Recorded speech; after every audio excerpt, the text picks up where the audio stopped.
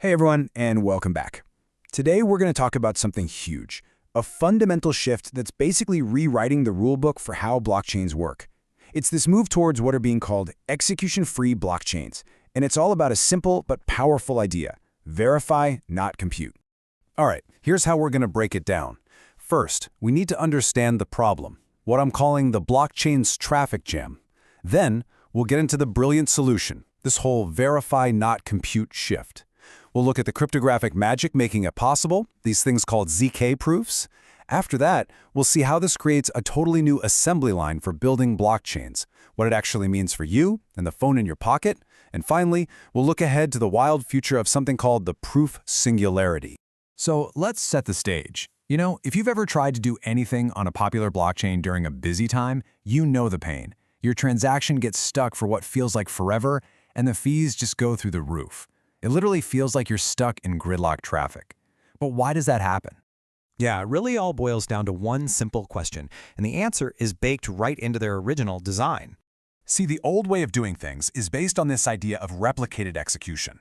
Just imagine, you've got this room full of 1,000 accountants, and for them to approve a single calculation, every single one of them has to do the entire math problem over again from scratch.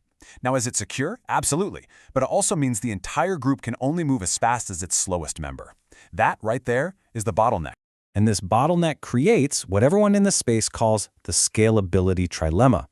It forces you into this impossible choice between three things you absolutely need: decentralization, so anyone can participate; security, to prevent attacks; and scalability, to handle tons of transactions. With the old model of replicated execution, you just can't have all three. You get to pick two. But what if there was a way to just break out of that trilemma? That's exactly where this massive paradigm shift comes in. The idea is, what if we stop forcing every computer to redo all the work, and instead, we just change the entire job of the blockchain itself? Okay, this is the most important slide. You have to get this. Blockchains are moving away from being a world computer, where everyone is running the same slow program over and over, to becoming a world verifier. In this new model, super fast, specialized computers do all the heavy lifting off to the side, and the main blockchain, it just checks the receipt. It becomes less of a clunky global computer and more like a lightning-fast Supreme Court of digital truth. So this is what the new workflow looks like. It's so much smarter. First, your transactions are executed in some super fast environment, way off the main congested chain. Then, a single tiny cryptographic proof is generated for a whole batch of thousands or even millions of those transactions. And finally, the main blockchain does one simple, quick job. It verifies that one tiny proof. That's it. 1,000,000 transactions can be settled with pretty much the same effort as just one. So, you're probably asking, what is this magic proof thing that makes all this work? Well, it's not actually magic, it's math. And it comes from an incredible field of cryptography called zero-knowledge proofs, or ZK proofs for short. The best way to think about it is with a Sudoku puzzle. I can prove to you that I solved a really hard Sudoku, but I don't have to walk you through every single step of my logic. I just show you the finished grid. Now, it might have taken me ages to solve, but it takes you seconds to verify that every row, column, and box is correct. That's the magic right there, that asymmetry. The computation is hard, but the verification is dirt cheap and super fast. But here's the thing, not all proofs are created equal. You've got two main flavors right now. On one side, you have ZK snarks.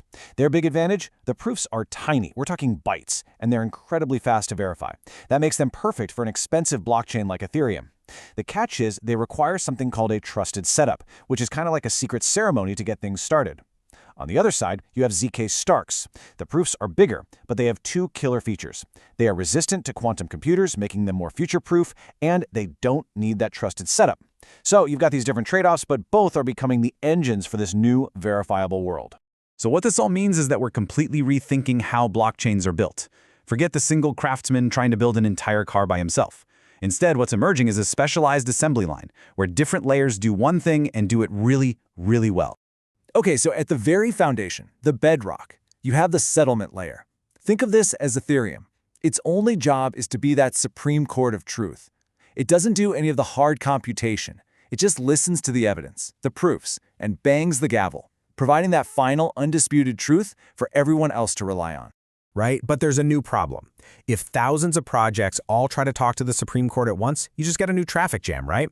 So this is where a new verification layer comes in. You can think of it like a carpool lane for proofs. Projects like Nebra and Align Layer are basically letting a bunch of different projects bundle their proofs together so they can all share the cost of that one expensive trip to the settlement layer. It's all about efficiency.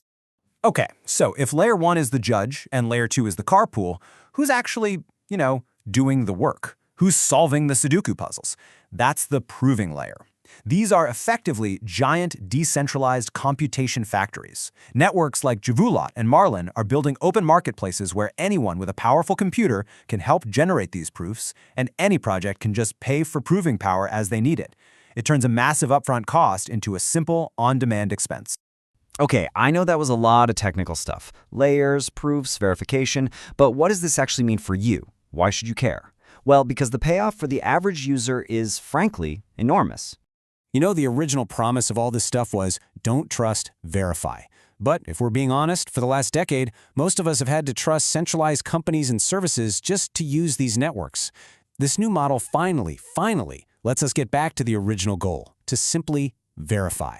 And get this. This is where it gets absolutely mind-blowing.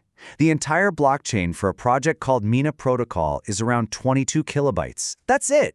That's smaller than a few emails. Now compare that to Bitcoin, which is hundreds of gigabytes and growing. How is this possible? Because the entire chain is just one tiny recursive proof that proves everything that's ever happened. It's incredible. So this all adds up to a totally new user experience. No more opening your wallet and waiting for it to sync for 10 minutes. We're talking instant sync. Your phone, or even just your web browser, can verify the entire state of the chain in less than a second. This means you can interact with true self-custody, with the security and confidence of running a full node, but right from the palm of your hand. No more trusting middlemen. All right, let's wrap this up by looking at the end game. Where is all of this heading? What's the ultimate vision for this verifiable world? The ultimate vision here has a pretty cool name: the proof singularity.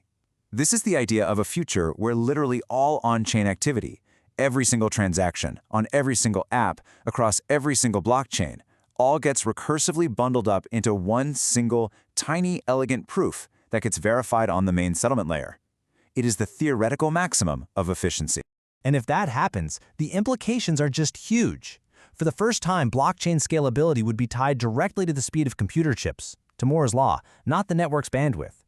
Privacy could become a built-in feature because proofs can verify things without revealing the underlying data.